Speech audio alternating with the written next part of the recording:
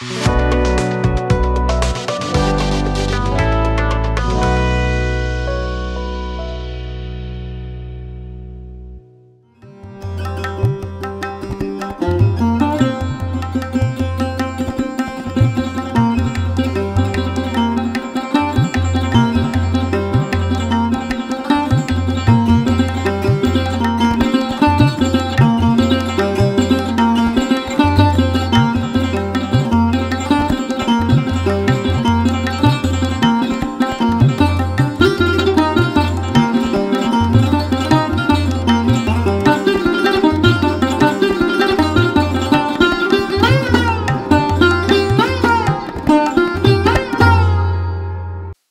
जीशु ख्रीष्ट अति बहुमूल्य नाम संपर्क इंडिया द्वारा प्रस्तुत कार्यक्रम नुआ सकाल आशार आज अध्याय मुझे स्वागत जनाए। प्रभु आपण प्रत्येक को बाहुल्य रूपे आशीर्वाद करूँ।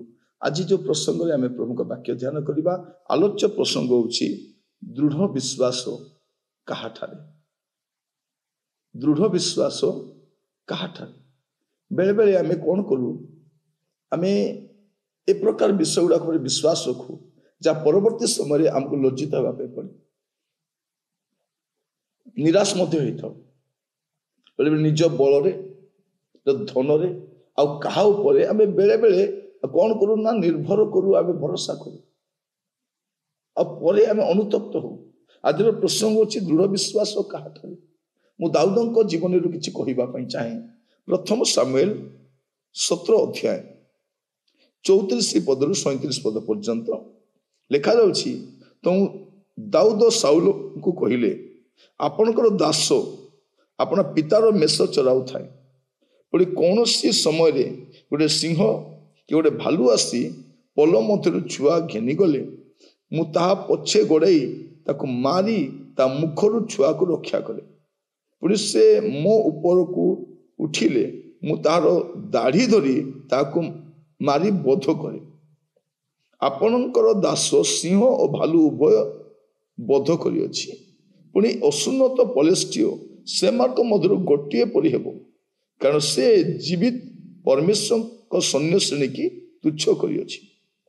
आहुरी दाऊद कहिले जो सदा प्रभु सिंह हस्तरु और भालू हाथरु मते रक्षा करिअछंती से ए पलेस्टियो हाथरु मते रक्षा करिवे। एथिरे साउल दाऊद को कहिले जाओ सदा प्रभु तुम संगी हेबे। एटा में देखुचु कौन सब बड़ विश्वास दृढ़ विश्वास काहाठारे आपण विश्वास करुछन। दाऊद तांकर स्मृति को से सजाड़ी रखुचंती जे अतीत रे गोटे घटना घटी थिला जदर से मेष चराउथिले सेही समय रे जदर सिंह आसुथिला भालू आसुथिला से कौन करथिले उभय को से मारिछंती। से कहूना मु मारी मोर बल अच्छी से कहूना मु तो सिंह को मारी आज्ञा मु तो भालू को भी मारी मु ए पलेस्ट को मत मारिदेवी से कहूना जो परमेश्वर मते ताको मारिबा पे शक्ति देइछंती से प्रभु एटा करिवे निज बल से कहूना मु करि पकाइबी बोली कहूना कौन कहउछंती से परमेश्वर मते सहायता करिवे परमेश्वर मते रक्षा करिवे। जो परमेश्वर भालू हस्तर मत रक्षा करिसंती जो परमेश्वर सिंह हस्तर रक्षा करिसंती सेही परमेश्वर मते पलेस्टी हस्तर भी रक्षा करिवे। ताको एई दृढ़ विश्वास रहिछि। आपण आगु को जब देखिबा 45 पद रु आमे जदी 47 पद देखिबा तेबे दाऊद पलेस्टी कहिले तुमे खड्ग घेनी वर्षा घेनी शल्य घेनी मो कति के आसी अछ मात्र तुम्हें जहाँ को तुच्छ करियछ से इस्राएल सैन्य परमेश्वर सैन्याधिपति सदाप्रभु को नाम रे मु तुम निकट को आसुअछि। आज दिन सदाप्रभु तुमको मो हस्त समर्पण करिवे एणु मु तुमको आघात करी तुम्हारू तुम मस्तक अलगा करी पुणी मु आज पलेस्टिया मान सैन्य गणर सब आकाशर पक्षी मान को और पृथ्वीस्थ वन पशु मान को देवी। तो इस्राएल मध्य एक परमेश्वर अच्छंती बोली समुदाय जगत जानिबो आउ ए समस्त समाज जानिबे जे सदा प्रभु खड्ग और वर्षा द्वारा उद्धार करती नहीं कारण यही युद्ध सदा प्रभुंकर और से तुमको आम मान हस्त समर्पण करेंगे। ମାନେ ମୁଁ କହିବା ଦୃଢ଼ ବିଶ୍ୱାସ କାହାଠାରେ? ଦାଉଦ ଜଣେ ଯୋଦ୍ଧା, ସେ କାହାକୁ ମାରିଛନ୍ତି? ସିଂହ ମାରିଛନ୍ତି, ଭାଲୁକୁ ମାରିଛନ୍ତି, କିନ୍ତୁ କହୁନାହାନ୍ତି ମୁଁ ମାରିଛି ବୋଲି। ପ୍ରଭୁ ମୋତେ ସାହାଯ୍ୟ କରିଛନ୍ତି। ଏବେ ସେଇ ପ୍ରଭୁ ମୋତେ ସାହାଯ୍ୟ କରିବେ, ସେଇ ପ୍ରଭୁଙ୍କ ନାମରେ ମୁଁ ଆସୁଅଛି। ସେ କଣ କହୁଛନ୍ତି ଦେଖନ୍ତୁ, ତହିଁରେ ଇସ୍ରାଏଲ ମଧ୍ୟରେ ଏକ ପରମେଶ୍ୱର ଅଛନ୍ତି ବୋଲି ସମୁଦାୟ ଜଗତ ଜାଣିବେ। ଇସ୍ରାଏଲ ମଧ୍ୟରେ ଗୋଟେ ଦାଉଦ ଅଛନ୍ତି ଜାଣିବେ। ଏଇଟା ସେ କହୁନାହାନ୍ତି, ଇସ୍ରାଏଲ ମଧ୍ୟରେ ଏକ ପରମେଶ୍ୱର ଅଛନ୍ତି ବୋଲି ସମୁଦାୟ ଜଗତ ଜାଣିବେ। ଆପଣ ନିଜକୁ ଯେତେ ନମ୍ର କରିବେ ପ୍ରଭୁ ସେତିକି ଆପଣଙ୍କୁ ଉଠେଇବେ। ନିଜ ଉପରେ ଯେତିକି ବିଶ୍ୱାସ କରିବେ, ଭରସା କରିବେ, ସେତିକି ଲଜ୍ଜିତ ହେବେ। ଆଜିକାଲି କଣ କହୁଛୁ, ଏଇଟା ମୁଁ କରିଛି, ମୋ ଦ୍ୱାରା ହେଲା।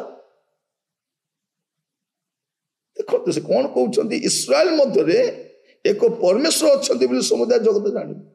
ଆଜିକାଲି ଦେଖୁଛୁ ଆମେ, ଯଦି କୋଉ ଭାବବାଦୀ ଦ୍ୱାରା ସୁସ୍ଥ ହେଲେ କହିବେ ଯାଇ କୁହ ମୁଁ ଅଛି, ମୁଁ କରିଛି। ନାଇଁ, ମୋର ପ୍ରଭୁ କରିଛନ୍ତି। ଖ୍ରୀଷ୍ଟିଆନ ମାନଙ୍କ ମଧ୍ୟରେ ଜଣେ ପ୍ରଭୁ ଅଛନ୍ତି, ସେଇ ଯୀଶୁ ପ୍ରଭୁ ଏଇଟା କରୁଛନ୍ତି, ଯାଇକରି କୁହ। এইটা যদি কহিବାକୁ ଆରମ୍ଭ କରିବେ, ମିନିଷ୍ଟ୍ରି ମଧ୍ୟ ରହିଯିବ, ଆମେ ବି ବର୍ତ୍ତିଯିବୁ। ନହେଲେ ଏ ଯୌବନ କାଳାବଧି ଯୋଦ୍ଧାକୁ ମାରିବ ଇଏ ଦାଉଦ? ପ୍ରିୟ ମାନେ ସମ୍ଭବ ନୁହେଁ। ଇତିହାସରେ ଲେଖା ହେଇଛି, ସେ କହୁଛନ୍ତି କଣ, ସମସ୍ତ ଜାଣିବେ ଯେ ସଦାପ୍ରଭୁ ଖଡ୍ଗ ବର୍ଚ୍ଛଦର ଉଦ୍ଧାର କରନ୍ତି ନାହିଁ, କାରଣ ଏହି ଯୁଦ୍ଧ ସଦାପ୍ରଭୁଙ୍କର। ଦାଉଦ କହୁନାହାନ୍ତି ମୁଁ ଲଢିବା ପାଇଁ ଯାଉଛି, ମୁଁ ଲଢିଦେବି, ସଦାପ୍ରଭୁ ଏ ଯୁଦ୍ଧରେ ମତେ ଜିଣେଇବେ, ସିଏ କରିବେ। ମୁଁ ଆପଣଙ୍କୁ କହିବା ପାଇଁ ଚାହେଁ, ଦୃଢ ବିଶ୍ୱାସ କାହାଠାରେ? ବେଳେବେଳେ ଆମର ଜ୍ଞାନରେ, ଆମର ଧନରେ, ଆମର ବଳରେ, ବୁଦ୍ଧିରେ ନିର୍ଭର କରି ଆମେ କଚାଡ଼ି ହେଇ ପଡୁଛୁ। ବିଶ୍ୱାସ ନିଜ ଉପରେ ନୁହେଁ, ଧନ ଉପରେ ନୁହେଁ, ବଳ ଉପରେ ନୁହେଁ, ବର୍ଚ୍ଛା ଉପରେ ନୁହେଁ, ଖଡ୍ଗ ଉପରେ ନୁହେଁ, ପ୍ରଭୁଙ୍କ ଉପରେ ରଖନ୍ତୁ। ଆପଣ କେବେ ପରାସ୍ତ ହେବେ ନାହିଁ, ସବୁବେଳେ ବିଜୟୀ ଆଗକୁ ଯିବେ। ପ୍ରଭୁ ଆପଣମାନଙ୍କୁ ଆଶୀର୍ବାଦ କରନ୍ତୁ। ପ୍ରାର୍ଥନା କରିବା। ଅନୁଗ୍ରହକାରୀ ପିତା ପରମେଶ୍ୱର, ଆମେ ଆପଣଙ୍କ କତିକି ଆସିଛୁ। ଆଜିର ବାକ୍ୟ ଅନୁସାରେ ପ୍ରଭୁ ଆପଣ କଥା ହେଇଛନ୍ତି। ଅନେକ ଥର ଆମେ ଅନ୍ୟମାନଙ୍କ ଉପରେ ଭରସା କରିଛୁ, ନିର୍ଭର କରିଛୁ, ସେମାନେ ଆମର ଦୃଢ ଆଶା ହେଇଛନ୍ତି, କିନ୍ତୁ ପରବର୍ତ୍ତୀ ସମୟରେ ନିରାଶ ହେଇଛୁ। ପ୍ରଭୁ ଆଜି ପ୍ରାର୍ଥନା କରୁଛି, ପରବର୍ତ୍ତୀ ସମୟରେ ଆମମାନଙ୍କୁ ବୁଝିବା ପାଇଁ ସାହାଯ୍ୟ କର, ଆଉ ସବୁବେଳେ ଆପଣଙ୍କ ଉପରେ ନିର୍ଭର ରହିବୁ। ଏ ପ୍ରକାର ଅନୁଗ୍ରହ ପ୍ରଦାନ କର। ଆଦର ମହିମା ଗୌରବ ଆପଣଙ୍କୁ ଦେଇ ପ୍ରାର୍ଥନା ମୋର ପ୍ରାଣର ପ୍ରିୟ ଯୀଶୁ ନାମରେ ମାଗିଲି, ଆମେନ୍। ପ୍ରଭୁ ଆପଣମାନଙ୍କ ପ୍ରତ୍ୟେକଙ୍କୁ ବାହୁଲ୍ୟ ରୂପେ ଆଶୀର୍ବାଦ କରନ୍ତୁ। ପ୍ରଭୁ ଅନୁଗ୍ରହ କଲେ ଆସନ୍ତା ଅଧ୍ୟାୟରେ ଯୋଗ ଦେବା। ବିଦାୟ ଦିଅନ୍ତୁ। ନମସ୍କାର।